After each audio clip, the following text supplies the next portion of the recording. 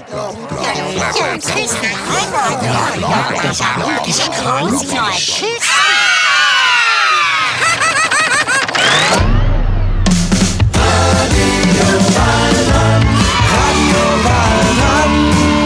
spielen miteinander. Radio Waldrand ist im ganzen Wald bekannt. Radio Waldrand. Weidmanns Ole und Weibfraus Juhe, ich bin's wieder, der Marius von der Jagdkapelle. Willkommen zum Podcast Nummer 15. Also das letzte Mal hatte ich ja so, wisst ihr noch, so Probleme gehabt und darum ist es ein bisschen eine spezielle Folge geworden. Aber jetzt geht's mir wieder gut und ich freue mich heute wieder mal eine richtige Kinderfrage zu beantworten. Ja, heute mit mir in der Jägerhütte ist das Eichhörnli und der Torfuchs. Ja, genau, Seichhörnli. Ja. Ich bin Seichhörnli und so dünn, wenn ich rede und zwei Haselnüsse in den Mann, Seichhörnli, hör auf, Seich machen und da normal. Ja, ich finde auch. Ja, normal. Wenn ich Seich mache, dann bin ich normal. Ist so gleich. Hey Marius, wo sind die Jäger das mal eigentlich auf die Schulreise? Ja, ich sage das gerade, aber zuerst müssen wir den Kindern noch erklären, dass die Musikjäger von der Jagdkapelle immer am Donnerstag, also heute, auf Schulreise sind. Darum ist es da so ruhig und ich kann den Podcast mit euch aufnehmen. Ja, sonst wären die ja immer eine Musik machen und dann kann man keinen Podcast aufnehmen. Also, und jetzt zu deiner Frage, Seichhörnli, wo die ane sind auf die Schulreise. Sie sind heute in Thurgau hinten, ins Schulmuseum, das es dort gibt, schauen, wie das so war und ausgesehen hat früher in der Schule. Ja, nice, Marius. Also zuerst mal hoi Kinder, ich bin's, der Torfuchs, mit einem selber gemachten Brennnesselsmusi. Geh wiegen. Was? Weg? Nur weil du ein Fuchs bist, der kein Fleisch isst, muss so grüssiges Zeug trinken und auch noch Werbung machen. Das ist nicht grusig, das ist nice von mir, dass ich kein Tier esse. Und gesund ist der Brennnesselsmusi auch. Aber grusig. Aber jetzt Marius, ich habe eine Frage. Warum gehen die Musikjäger von der Jagdkapelle eigentlich immer auf die Schulreise? Ich meine, die gehen ja gar nicht mehr in die Schule. Ja. Torfuchs, man merkt, dass du den Podcast nicht so viel hörst.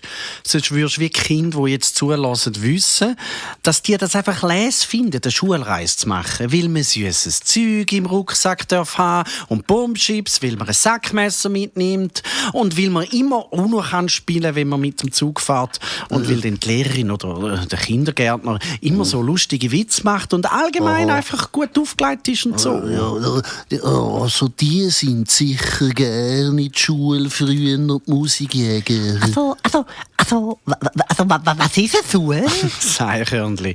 Es ist so, zuerst gehen die Menschen, wenn sie Kinder sind, in Kinski. Ja, genau. Dort spielen die Kinder auch viel und lernen dabei etwas. Ja, genau. Also dort, wo ich früher als Stadtfuchs mein Revier hatte, im Kreis 6 in Zürich, in der Städte, dort haben sie aber auch zusammen gesungen in dem Kinski und so Spiele gespielt. Ich habe es einmal aus dem Neophytengebüsch beobachtet. Also Neo was? Egal. Also, und nach dem Kinski, dann geht man in die Schule.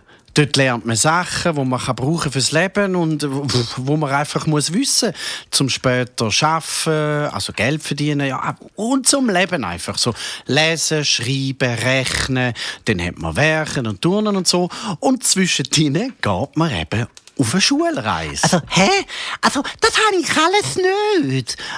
So rechnen und schreiben und so Zeug. Ja, ihr Tiere müsst auch andere Sachen lernen fürs Leben. So sammeln, jagen, Nester bauen, kämpfen und so. Stimmt. Ja, stimmt so. Aber hast du gewusst, es gibt bei den Menschen Kinder, also Waldkindergärten und so Waldschulen. Ja, die lernen, wie wir mit Sachen aus der Natur Die lernen auch sammeln. Ich habe es gesehen. Ja. Die lernen auch kämpfen. Ja, und den ganzen Tag bauen so Zeug aus Ästen. Wollen die eigentlich Tier werden?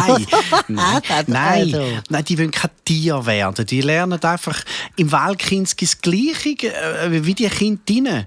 Also einfach mit Natursachen und nicht so mit Papier, der Briobahn und unbedingt Schere, dann so Sackmesser. Und sind auch keine Bauklötze, die haben halt einfach Äste und so. Und in der Waldschule lernen sie halt schreiben und lesen und rechnen mit so Naturzeug, mit Steckli, Steili und dem, was sie halt im Wald einfach erleben. Also wenn ich könnte auswählen, so als Stadtfuchs würde ich lieber in deinen Kinski. Weisst, da brauchst du voll keinen müffligen, dicken Winterpilz. Kannst immer im stylischen, dünnen Sommerpilz rumlatschen. Ist ja kein. Und die Weltkrieg machen wahrscheinlich Schulreise und Kinski-Reise. Lieber in der Stadt und laufen ein bisschen durch die Straße mit diesen Dings Auto und gehen ein bisschen in die grossen Einkaufshäuser und so. Die Wahlkinder, ja, die gehen wahrscheinlich nicht in den Wald Würstbrötchen und so Zeug. Weil da haben sie ja den ganzen Tag so Fürli machen und so. Und das Trüsli sammeln und so Zeug. Die wollen an der Schulreise sicher etwas ganz Spezielles erleben und gehen dann gehen sie vielleicht in die Tiefgarasse Rollsäulen oder Fangis machen oder verstecken sie in den Weissgarassen, wo die Autos drin sind. Also sicher nicht. Also jetzt haben wir aber schon wieder genug rumgeplempert. Jetzt ist Zeit für... Was?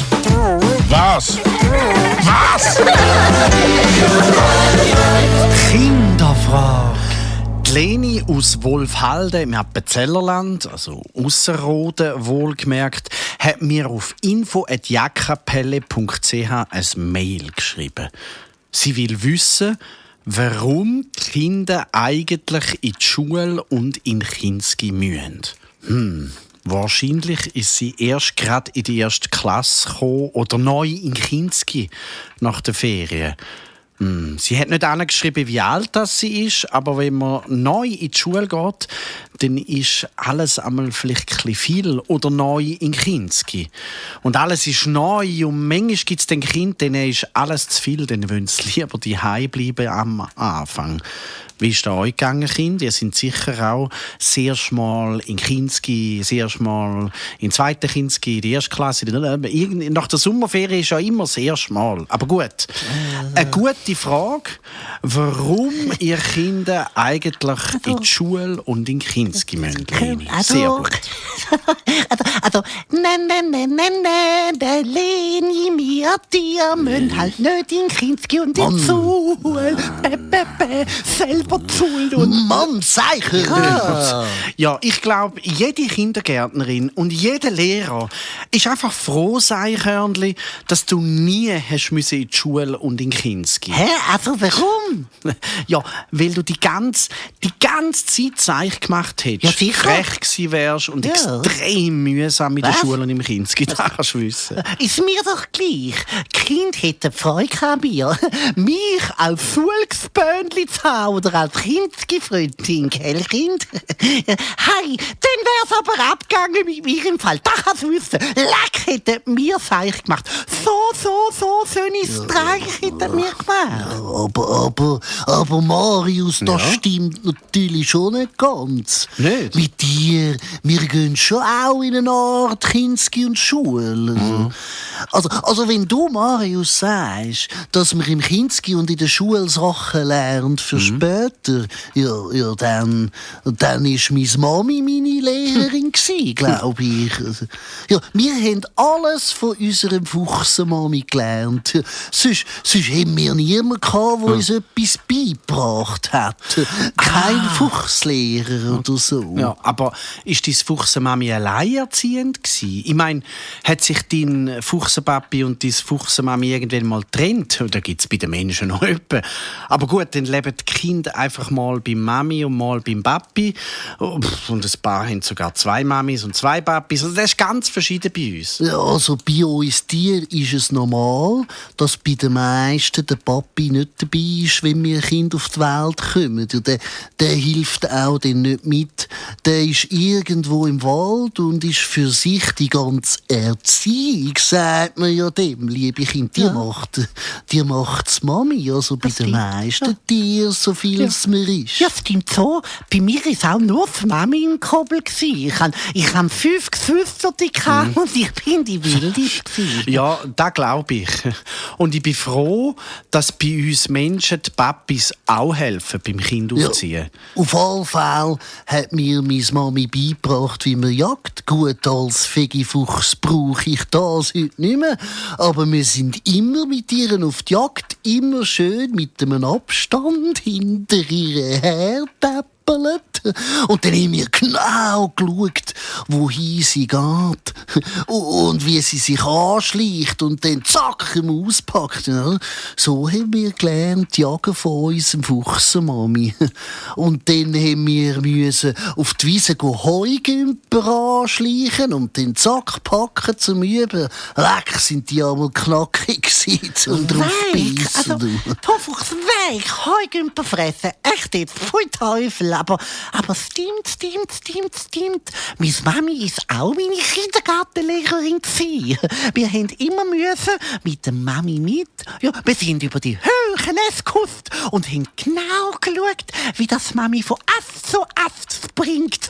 Und dann, wie sie sich hebt, haben wir auch geschaut, wie sie balanciert. Ja, und dann haben wir es gelernt und nachgemacht. Und wie wir bei einem Haselstrauch waren, dann hat sie uns gesagt, wir müssen alle so eine Haselnuss nehmen. Und dann hat sie uns gezeigt, wie man die knackt, mit den Zähnen und so. Ja, sie hat uns auch beigebracht, dass wir immer auf den Bäumen bleiben. Weg dafür. Was? Damit die es nicht packen können. Sorry, ich bin Vegi. Ich verurteile das Jagen von Mäusen und Eichhörnchen total. Go vegan, sag ich. Danke, Tofuchs. Zum Glück bist du kein Fleischfresser, sondern ein Stadtfuchs und Veganer. Ja. Aber das Eichhörnchen stimmt schon. Wir sind halt einfach bei unseren Mamis in die Schule. Von denen haben wir alles gelernt, was wir später fürs Leben brauchen. Und gelernt kämpfen habe ich mit meinen Geschwistern. Jo, wir haben uns die ganze Zeit angeschlichen und dann haben wir so gerammelt, so zum Spass gekämpft. Und so weiss ich heute, wohin, dass ich einen Fuchs muss beißen, dass es ihm weh macht, wenn er in mein Revier kommt und mich zum Beispiel vertreiben will. Oder so. Ja, also Leni, eigentlich haben dir der Tofuchs und das Eichhörnchen irgendwie schon die Antwort gegeben auf deine Frage. Also, man muss in die Schule und in Kinski, weil das schon noch gescheit ist. Weil man dort mit vielen Kindern zusammen Sachen lernt, die man später im Leben braucht. Man übt eigentlich das Erwachsensein. Und man übt Arbeiten und man übt ganz viele verschiedene Sachen. Wie der Tofuchs als Spiel geübt hat, Jagen als Kinderfuchs. Wir Menschen lernen auch viel genauso Wichtiges daheim von unseren Mamis und Papis. Aber heute müssen die Menschen so viel können und wissen später, wenn sie erwachsen sind. Also, um das euch beibringen, braucht es viel Zeit. Und das sind die Mamis und Papis nicht, weil die müssen ja eben arbeiten mit dem, was sie gelernt haben in der Schule und im Kinski. Und sowieso hätten sicher nicht alle Mamis und Papis Lust, eure Lehrerin zu sein. Und daheim hat es auch nicht so viele Kinder, wo man lernen kann, wie man in einer Gruppe mit vielen Menschen muss sein oder sich verhalten sollte. Und das ist ja noch wichtig zum Wissen. Also irgendwie habe ich dann einmal geschlafen, wenn wir von meinem Eichhörnchen-Mami gelernt haben, wie man sich bedient. Ja, ich denke, das Eichhörnchen. Ganz fest denke ich mir, dass das schon so ist. Also weisst du was? Leni, ich habe eine Idee. Weisst du, was mache ich jetzt? Ich rufe den Dagmar Rösler an. Dagmar Rösler ist wie die Hauptlehrerin von allen Lehrer und Lehrerinnen in der Schweiz. Also einfach die Oberstlehrerin, die kennt sich wahnsinnig gut aus mit Schule und Kinski und so. Und die ist zuständig für alle Lehrer und Lehrerinnen in der Schweiz. Also die kann uns sicher sagen, warum dass man in Kinski und in die Schule muss. Also, du bist krass. Also, der Leute jetzt voll an. Ja, aber zuerst mache ich noch ein bisschen Werbung.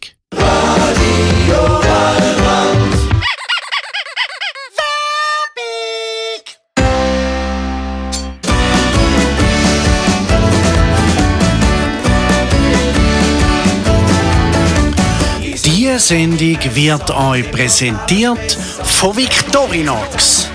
Ja, weil Victorinox macht die besten Sackmesser auf der Welt. Das kannst du wissen. Den kannst du auch als Musikjäger immer brauchen.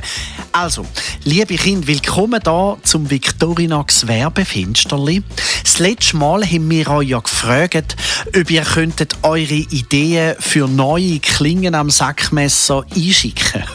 Und wir haben gesagt, dass die dürfen in echt unmöglich sein und komisch, aber dafür lustig. Wir haben sehr schöne Vorschläge bekommen.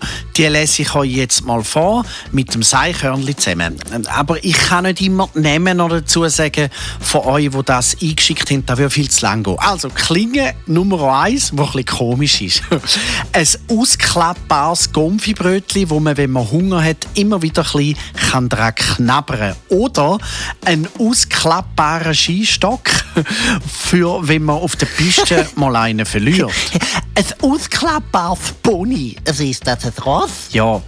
Eine ausklappbare Playstation.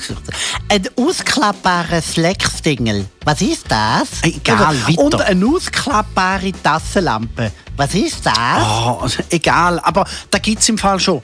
Musst mal schauen auf www.victorinox.ch. Die heisst Midnight Manager at Work. Ich schreibe den Link unter den Podcast. Also, eine ausklappbare Uhr.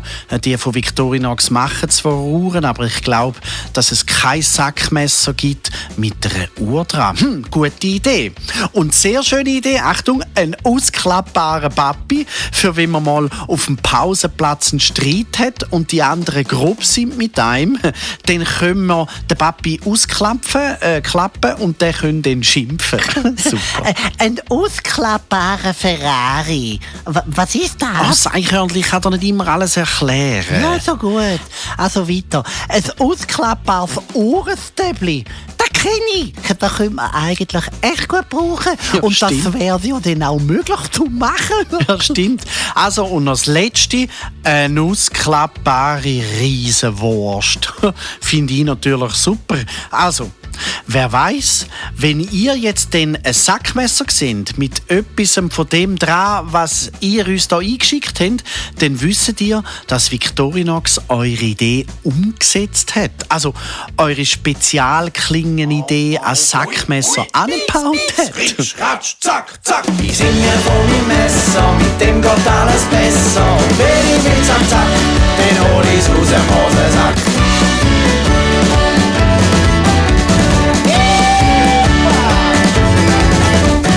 So, jetzt läute ich, wie gesagt, der Dagmar Rösler, also der obersten Lehrerin, ja quasi der Lehrerin der Lehrer und Lehrerinnen in der Schweiz an und frage sie, warum dass man in die Schule und in Kinski muss. Also, so, jetzt nur noch da eintippen die Nummern. So, warte mal, da. Es läutet.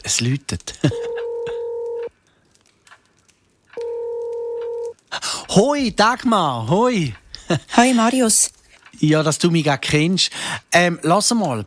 Die Leni aus dem Appenzell Ausserrhodische hat gefragt, warum das Kind eigentlich in die Schule und in Kinski müssen. Und ich dachte, ich frage mal dich, könntest du nicht auf diese Frage eine Antwort geben? Kinder müssen in die Schule, weil sie nicht nur rechnen, lesen und schreiben lernen, sondern vieles mehr, wie zum Beispiel auch singen, werken, turnen. Ja. Sie lernen aber auch in einer Gruppe mit anderen Kindern zu arbeiten, einander zuzuhören, Verständnis haben für andere, gemeinsame Erfolge zu haben und es zusammen lustig haben. Ich finde, Kinder in der Schule müssen nicht, sondern dürfen in die Schule gehen. Okay. Danke, Dagmar Rösler, für deine Meinung und für dein Statement, wie man so sagt. Ich meine, als oberste Lehrerin hat man ja nicht viel Zeit. Und danke, dass du dir die Zeit genommen hast. Hast du gehört, Leni? Also, man muss nicht in die Schule, sondern man darf in die Schule. Liebe Leni und liebe Radio Waldrand-Kind, ich glaube, mit dem in Kinski und in die Schule müssen ist es wie mit dem Zähneputzen oder mit dem Isbeko. Man muss es einfach machen, weil es gescheiter ist. Weil, wenn man es nicht macht, dann könnte es blöd rauskommen. Und das versteht man vielleicht erst später im Leben. Wenn man ein bisschen älter ist und sieht, dass es schon noch gut ist, wenn man schreiben, rechnen und lesen kann. Wenn man die Menschen ein bisschen kennt, weil man in der Klasse mit so vielen Kindern zusammen war, gelernt und gelacht hat und Streit hat und was man halt so hat, wenn man mit vielen zusammen ist. Man hat gemerkt, wie man mit diesen verschiedenen Menschen umgehen muss und man hat erlebt, was geht und was gar nicht geht im Zusammenleben. Man lernt sich in der Schule und im Kinski auch selber besser kennen. Und es gibt nichts Besseres, als wenn man sich selber genau kennt und weiss, wie man in den verschiedenen Situationen reagiert. Und vor was dass man Angst hat und vor was nicht, was man gut findet und was schlecht, mit wem man gern zusammen ist und mit wem lieber nicht. Ich meine, die meisten gehen ja gerne in die Schule und in den Kinski. Oder? Wichtig ist aber, dass man weiss, dass es neben der Schule noch viel andere wichtige Sachen zum Lernen gibt fürs Leben.